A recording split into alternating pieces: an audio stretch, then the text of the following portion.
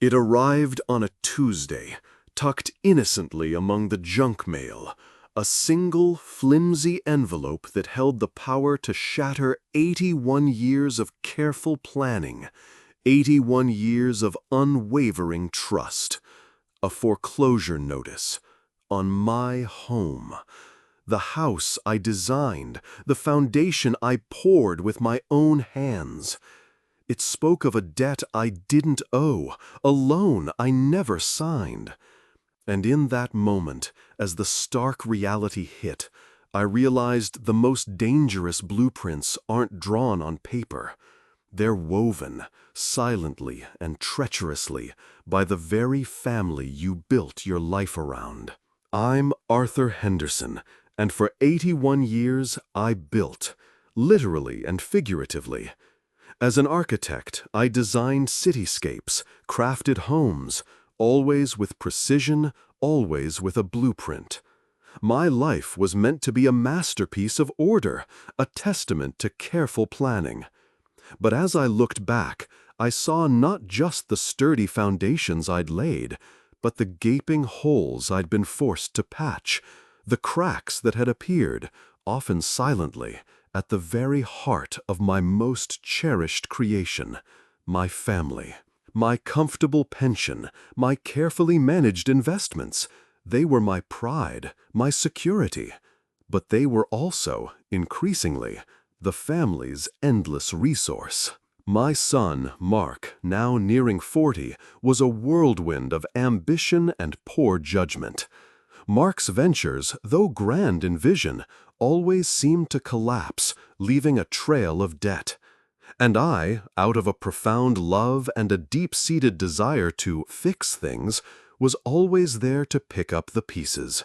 A business loan here, a car payment there, credit card debts mysteriously appearing, temporary assistance for rent or utilities, always a quiet transfer, always a reassuring word that it would just be this one time. I'd bailed Mark out countless times, more than I cared to count. I'd even co-signed loans, put up collateral for businesses that folded almost as quickly as they started. My beloved granddaughter, Chloe, a bright spark of 12, was often the unspoken reason for my continued generosity. I imagined I was building her future, paving her way, insulating her from the chaos of her parents' lives. I was the sturdy pillar, absorbing every shock, ensuring their comfort, often at the quiet expense of my own.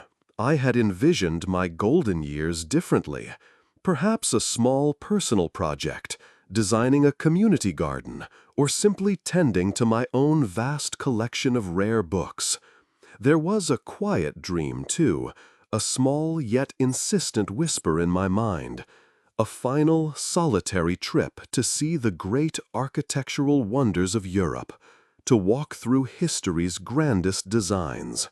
I'd saved for it, meticulously, a small fund, separate from everything else, a testament to a life well lived, a personal reward for a lifetime of hard work. I had even started looking at travel guides, imagining the ancient stones of Rome, the majestic spires of Paris, the classical beauty of Athens. I felt a quiet sense of earned peace, a profound satisfaction in finally having something purely for myself. What I didn't know was that while I meticulously planned my personal blueprint, a far more destructive design was being secretly drafted, one that threatened to dismantle the very foundations of my quiet existence. The carefully constructed piece I'd built for my retirement, the one sacred, untouched corner of my financial life, was about to be put to the ultimate, devastating test. And the architects of this coming storm were the very people I had always sought to protect.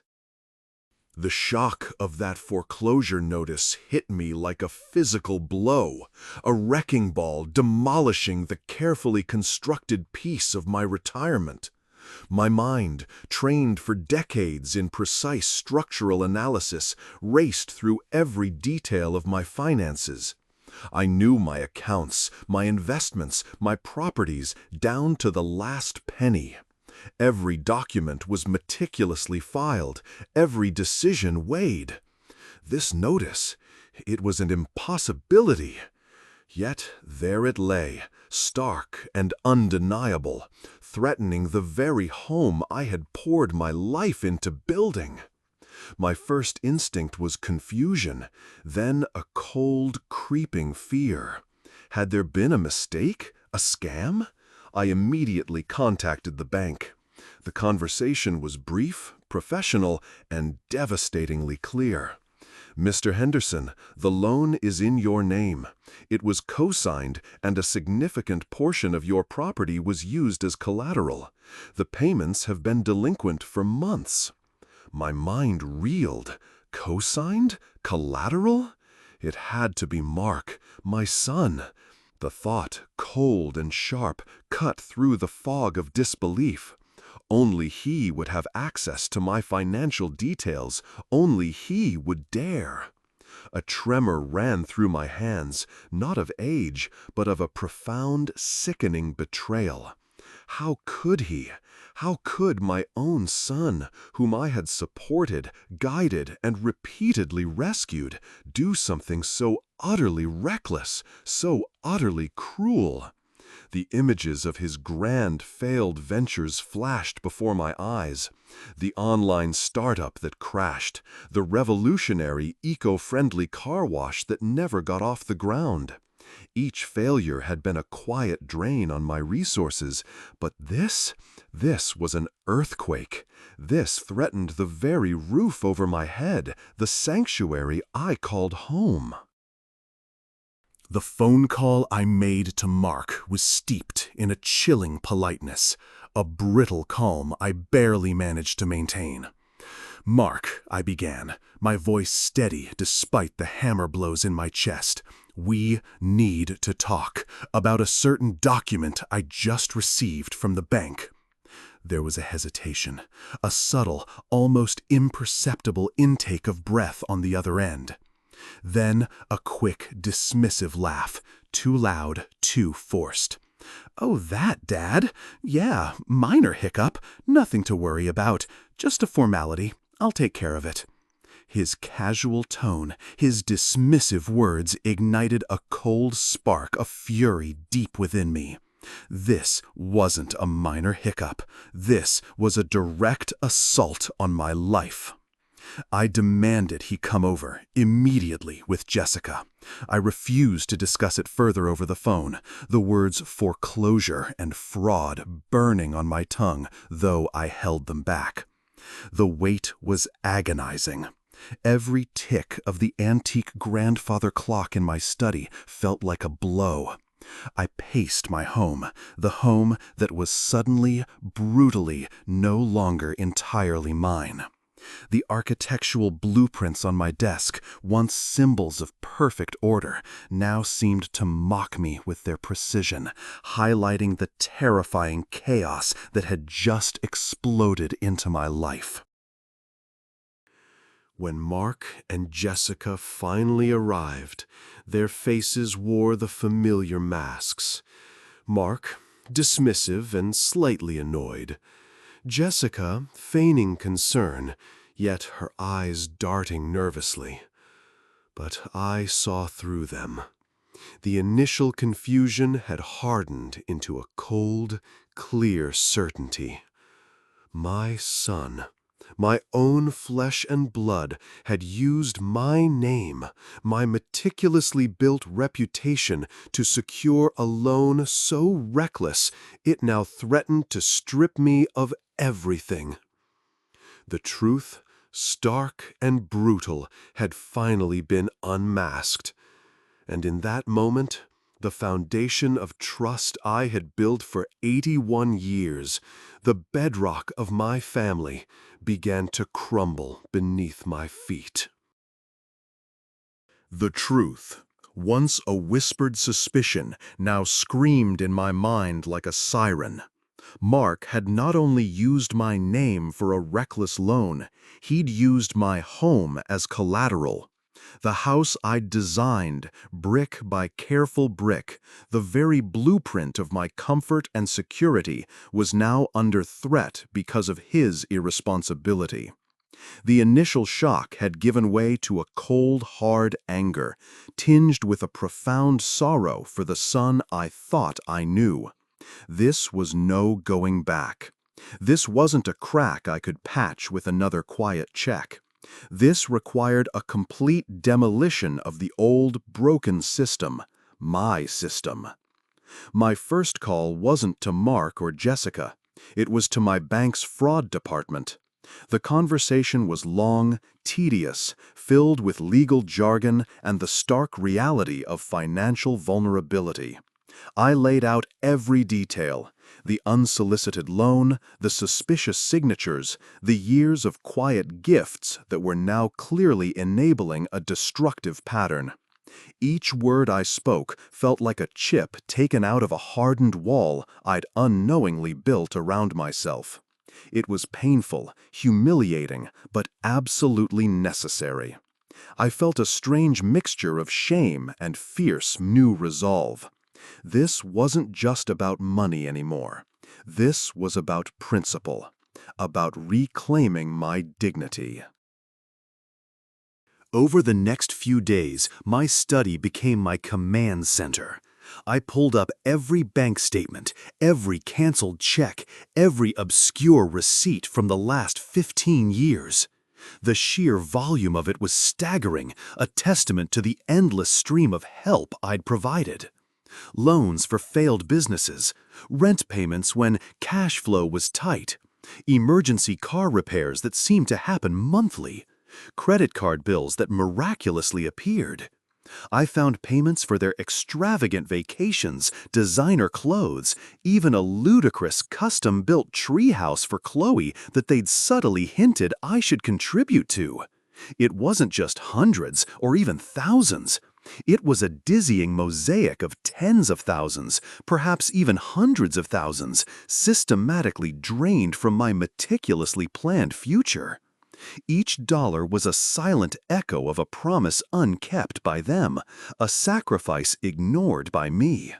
My pen, once used for precise architectural drawings, now moved with a new kind of precision, circling, highlighting, tallying the true cost of their entitlement. The numbers, cold and undeniable, fueled my resolve. I meticulously documented every single transaction, building a case not just for the bank, but for myself. It was an autopsy of my own generosity, revealing a cancer I had allowed to fester for far too long. My pen, once used for precise architectural drawings, now moved with a new kind of precision, circling, highlighting, tallying the true cost of their entitlement. The numbers, cold and undeniable, fueled my resolve. I meticulously documented every single transaction, building a case not just for the bank, but for myself. It was an autopsy of my own generosity, revealing a cancer I had allowed to fester for far too long. The conversation with my attorney was difficult, filled with revelations about loopholes Mark might have exploited, the precariousness of co-signed agreements.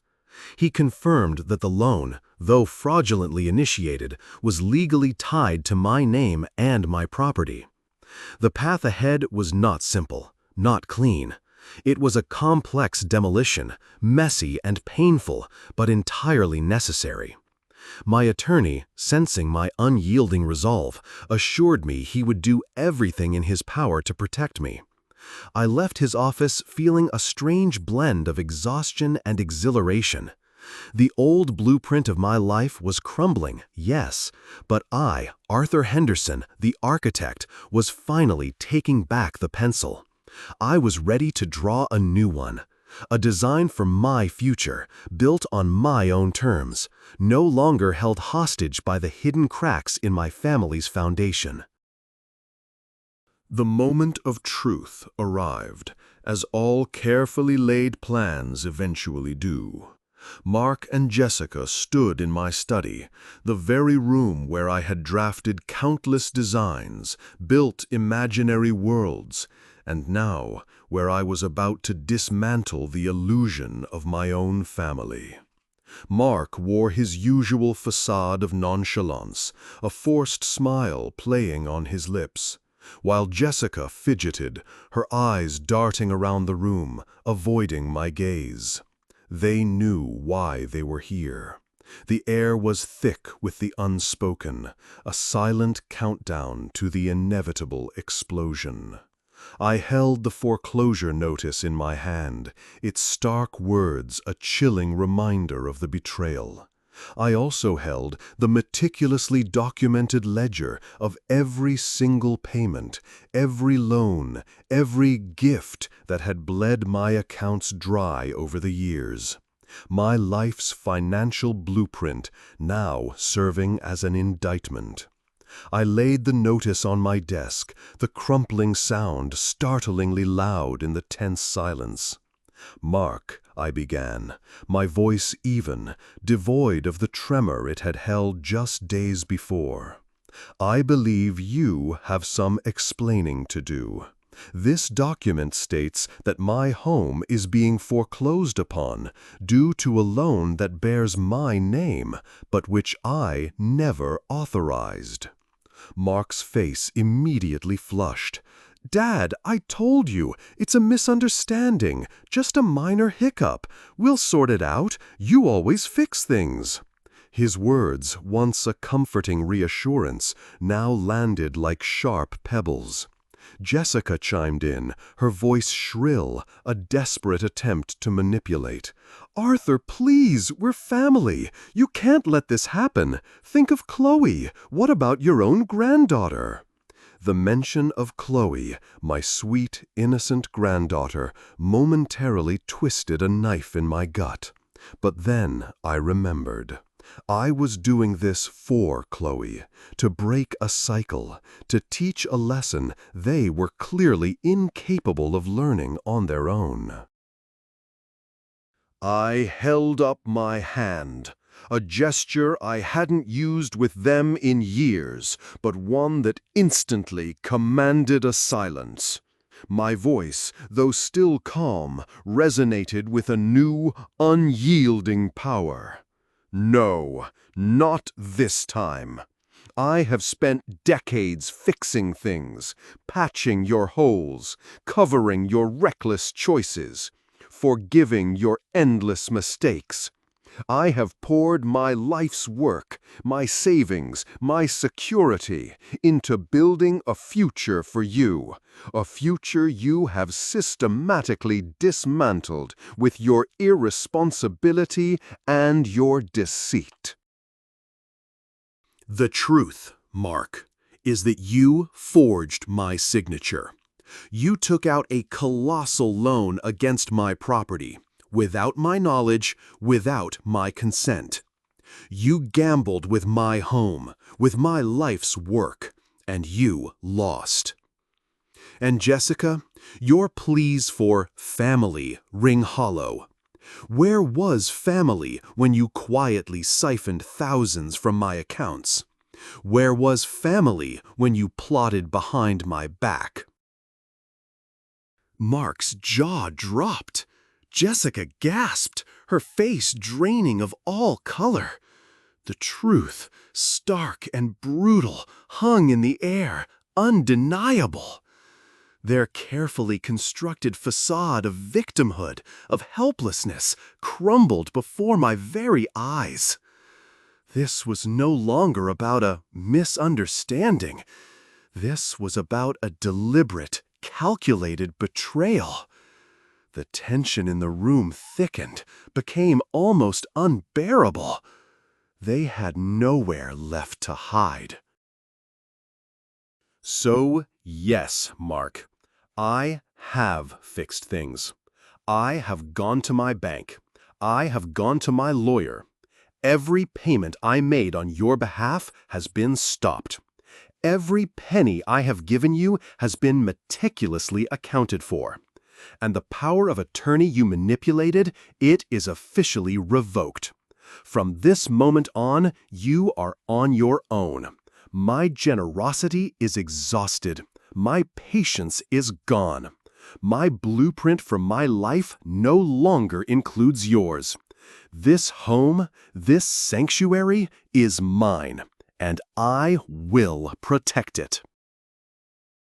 A deafening silence enveloped the study, broken only by Jessica's soft, disbelieving sob. Mark stared, utterly speechless, his face a mask of shock and dawning despair. They were trapped in the wreckage of their own making. Arthur Henderson, the meticulous architect, had just performed the most difficult demolition of his life. It was heartbreaking, liberating, and utterly necessary. The final blueprint had been drawn, and this time it was all his own. The silence that followed my final declaration was absolute, a void where their pleas and accusations had once been. Mark and Jessica stood frozen for a moment, their faces contorted in a mixture of disbelief and dawning despair. Then, without another word, they turned and left, their departure marked not by a dramatic exit, but by a stunned, defeated retreat. I didn't watch them go. I simply sat, the silence of my home no longer heavy with their demands, but vast and filled with a profound sense of self-possession. The immediate, exhilarating rush of breaking free slowly gave way to a quieter, more complex emotion, a blend of stark relief, sorrow for what was truly lost, and a hesitant, almost fragile hope for what lay ahead. The next few weeks were a blur of practicalities, a meticulous dismantling of the financial structures I had allowed to become so twisted. Canceling direct debits was one thing, disentangling years of implicit financial dependency was another. I worked methodically with my attorney, each call, each form, another deliberate rivet in the new, stronger framework I was building for myself. We formally notified my bank of the revoked power of attorney. We finalized the changes to my will, not out of malice, but from a clear-eyed understanding of my legacy and my true responsibility. Mark's inheritance was significantly reduced, Jessica received nothing, and the bulk of my estate would now go into a trust for my own long-term care, and then, ultimately, to Chloe, and a carefully chosen architectural scholarship fund. It was a somber, almost clinical task, yet with each signature, each conversation, I felt a deeper sense of control, a firmer grasp on my own destiny's blueprint. The first unexpected ripple came not from Mark or Jessica, but from Chloe. A hesitant, almost fearful text message. "Grandpa, are you okay? Dad and Mom are freaking out. I don't really understand what's happening. Are you still mad at Dad?" I read it, my heart aching. The bitterness of my recent confrontation still lingered, but beneath it, I detected genuine confusion, perhaps even a nascent fear in her words. I paused, considering. This was not the time for retribution. This was a fragile opportunity for honesty, for maintaining a thread to the innocent. "Chloe, my dear, I am okay. What's happening is complicated, and it's between me and your parents. I am not mad at your father, but I am making very necessary changes. Life has consequences, and sometimes those lessons are hard. I hope you will grow stronger from this." Chloe didn't reply immediately, but the fact that she had reached out, separate from her parents' demands, offered a small, unexpected thread of hope. It was a delicate connection, easily broken, but for me, it was a start, a tiny, new pillar in a future I was redesigning. Days turned into a week. The usual torrent of demands, the endless calls from Mark and Jessica ceased. it was replaced by a chilling silence. I knew they were reeling, perhaps regrouping, trying to figure out their next move. But the vacuum they left wasn't empty. It began to fill with the quiet pleasures I had long denied myself. Mornings spent reading a book in my sunlit study, afternoons tending my small collection of bonsai trees, evenings listening to classical music, something Mark always found boring. The subtle hum of my own life, once drowned out by the clamor of others, was slowly, beautifully returning. Then, another unexpected connection. A phone call from Harold, an old university colleague, and a dear friend I hadn't truly connected with in years, always too busy for proper conversation. Harold's voice was warm, inviting. "Arthur, I haven't heard from you in ages. How about we finally go visit that restored Art Deco building downtown we always talked about, followed by lunch?" I hesitated for only a moment. A simple outing, a genuine connection, free from expectation. A lightness I hadn't felt in years fluttered in my chest. "I'd love that, Harold," I replied, my voice holding a genuine smile. It was a tiny step, a tentative reach for a different future, a new project. The old blueprint was being demolished, but perhaps, for me, a beautiful new one was already taking shape. The new rhythm of my days solidified into a solid, unwavering foundation. The painful silence from Mark and Jessica was a stark reminder of the wreckage they'd left, but it also became a canvas for my own quiet renaissance. I'd rediscovered the joy of pure design, sketching ideas for a local community project, losing myself in the elegant lines of a new blueprint. My friendship with Harold flourished, filled with stimulating discussions about architecture, history, and the simple pleasures of honest camaraderie. Life, once a series of reactive patches, was now a deliberate, joyful construction. Weeks stretched into 2 months. The foreclosure on Mark and Jessica's home was finalized, a somber note I'd heard from my attorney. They had indeed lost everything, forced to move into a cramped, rented apartment in a less desirable part of town. The weight of their consequences, once my burden, was now entirely theirs to bear. A part of me, the old Arthur, ached with a familiar pang of sorrow, picturing Chloe caught in the crossfire. But the new Arthur, the architect of his own destiny, understood that true lessons are etched in hardship, not in endless rescue. Then the silence from them broke, not with a call, but with a calculated, desperate maneuver. A text message, this time from Jessica, sent to Chloe. Chloe in turn forwarded it to me, her own message attached. "Grandpa, Mom said I should ask you. She thinks maybe if I lived with you for a bit, it would make things easier for them. And for me."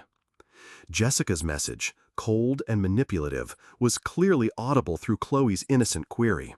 It was a brazen attempt to use Chloe's leverage, a final, insidious plea to re-establish the old dependence, disguised as concern for my granddaughter. My blood ran cold, then simmered with a controlled fury. This was it, the true test of the new blueprint. They hadn't come to me directly, not out of humility, but out of calculation, hoping I would crumble under the veiled threat of Chloe's discomfort. I looked at Chloe's hopeful, innocent message on my phone, then at the photo of her and Mark on my desk, and finally at the empty teacup beside my blueprints, symbols of the past I was trying to rebuild. My heart twisted. This was more than just money now. This was about the very soul of my family and the protection of an innocent caught in a destructive game. I knew what I had to do. My decision was swift, precise, and unyielding, like the lines of a perfectly drawn blueprint. I called Mark and Jessica directly. My voice, calm but firm, left no room for argument, no cracks for their usual manipulations to seep through. "Mark, Jessica. I received Chloe's message. Let me be clear. My home is my sanctuary. It is not a fallback plan for your irresponsibility, nor will it be used as leverage in your schemes. Chloe is innocent in all of this, and she deserves stability. However, that stability must come from you. This is your consequence to bear, not mine. I will not enable you further by taking Chloe into my home as a convenient solution to your self-inflicted problems. The silence that followed was deafening, thicker than any I'd experienced. Then came Jessica's strangled cry, Mark's blustering, disbelieving shouts. They accused me of heartlessness, of abandoning my own flesh and blood. But their words, once capable of tying me in knots, now simply echoed hollowly, like sounds in an empty chamber. I listened, my heart aching for the pure, uncomplicated love I once thought I shared with them. But my resolve remained a solid, unshakable foundation. The call ended abruptly. I hung up the phone, my hand steady. The decision was final. I had chosen to protect my blueprint, to safeguard my hard-won peace. It was an act of profound self-preservation, perhaps the most difficult yet most essential construction of my entire life. The old Arthur, bound by guilt and obligation, was gone. In his place stood an architect of wisdom, drawing his own lines, building his own future, one foundation at a time. Life, for me, began to settle into a rhythm I hadn't known for decades. The silence from Mark and Jessica was now a permanent fixture, a quiet testament to the boundaries I'd finally built. I learned from my attorney that they had indeed lost their house, just as I'd anticipated. They were forced to downsize drastically, taking on jobs they once dismissed as beneath them. Jessica, in particular, found the transition incredibly difficult, her resentment often spilling onto social media, a digital echo of the entitlement she couldn't shake. I felt a pang of sorrow, a lingering ache for the family I'd lost, but it was overshadowed by a profound sense of peace. This was their path now, one they had to forge themselves, brick by painful brick. My own days unfolded with a newfound grace. Mornings were filled with the quiet joy of reading, afternoons with tending my intricate bonsai collection, each tiny tree a reflection of careful, patient cultivation. Evenings were spent immersed in classical music or lost in the world of historical biographies. The constant hum of worry, the gnawing anxiety about their next emergency had vanished. The blueprint of my retirement, once so distorted, was finally clear, drawn with lines of my own choosing. But the truest joy wasn't found in solitude. It emerged in the unexpected connections that began to flourish in the fertile ground of my reclaimed life. My friendship with Harold, my old university colleague, deepened beautifully. We spent hours discussing intricate architectural designs, visiting historic landmarks, and sharing the easy laughter of men who understood each other. He wasn't just a friend. He was a fellow architect of life, appreciating the beauty in meticulous detail. And then there was Chloe, my granddaughter, my beacon. She started visiting me regularly, not with requests, but with stories from school, questions about my old blueprints, a genuine curiosity about my life. I noticed a subtle shift in her, a quiet thoughtfulness that seemed to contrast with the demanding nature of her parents. She understood, in her own young way, that my home was a sanctuary, a place of peace. I never pressured her, never spoke ill of her parents. I simply offered her a space, a listening ear, and the unwavering love of a grandfather who had finally learned the value of true connection. She was indeed a new, shining brick in the foundation of my redesigned future, a testament to enduring love beyond obligation. My personal dream, the trip to Europe, was finally realized. I walked among the ancient stones of Rome, stood beneath the majestic spires of Paris, and marveled at the classical beauty of Athens. Each architectural wonder was a confirmation of the enduring power of design and of my own journey. It wasn't just a vacation, it was a pilgrimage, a celebration of self-reclamation, a culmination of decades of deferred dreams, now beautifully brought to fruition. I sent postcards to Harold, sharing my discoveries, each word a testament to my newfound zest for life. I even sent one to Mark and Jessica, a simple picture of a Roman column, signed, "Thinking of you, Arthur." Not out of malice, but as a silent acknowledgement of the complex foundations that had once connected us, now subtly, powerfully redefined. Arthur Henderson, the man who had once defined himself by the structures he built for others, now stood firmly on the foundations of his own making. My home was my haven. My time was my own. My heart, once burdened, now beat with a lighter, freer rhythm. I continued my passion for design, volunteered at the local library, and planned future, smaller adventures with Harold. When a call came from Mark weeks after my return, a familiar, desperate tone already in his voice before I even answered, I simply looked at the caller ID. I paused, and then, with a quiet, knowing smile, I let it ring. I had finally learned that the most profound act of love, for others and for oneself, was sometimes simply knowing when to say no. The blueprint of my life was still being drawn, but now I held the pen. I was the master builder, guiding each line with wisdom, peace, and an unseen, unbreakable strength. Life, for me, began to settle into a rhythm I hadn't known for decades. The silence from Mark and Jessica was now a permanent fixture, a quiet testament to the boundaries I'd finally built.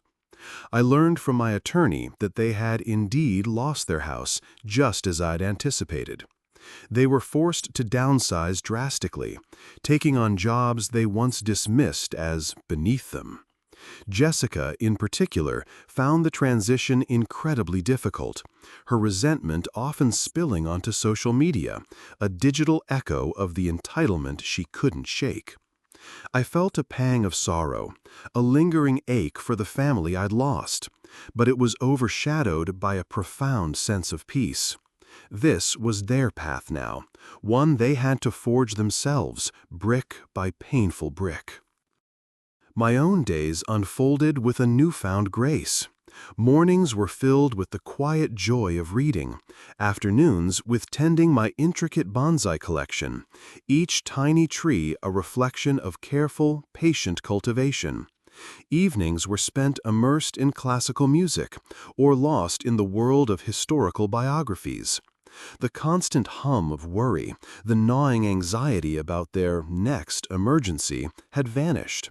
The blueprint of my retirement, once so distorted, was finally clear, drawn with lines of my own choosing. Arthur Henderson's story, like so many others we share at True Heart Stories, reminds us of the profound strength hidden within everyday lives. It's a testament to the power of setting boundaries, reclaiming your peace, and building a legacy on your own terms. But this blueprint of truth isn't complete without your unique threads. We believe every heart has a story worth sharing, a lesson to impart, or an experience that can resonate deeply with others. What resonated most with you in Arthur's journey? Have you ever had to redefine your own blueprint or build new foundations in your life? Share your thoughts and experiences in the comments below. Your voice truly matters to our community. If Arthur's journey, his resolute decision to protect his sanctuary, has touched your heart, we invite you to take a moment. Please like this video to let us know it connected with you. Subscribe to our channel to join our growing family of listeners who value genuine human experiences and timeless wisdom. And if you know someone who needs to hear Arthur's message of courage and self-preservation, please share this video with them. For more true stories that illuminate the enduring strength of the human spirit, explore our other compelling narratives right here on the True Heart Stories channel. Thank you for listening, for engaging, and for being a part of this journey. Your presence helps these powerful true stories find their way to those who need them most. Until next time, keep drawing your own beautiful blueprint.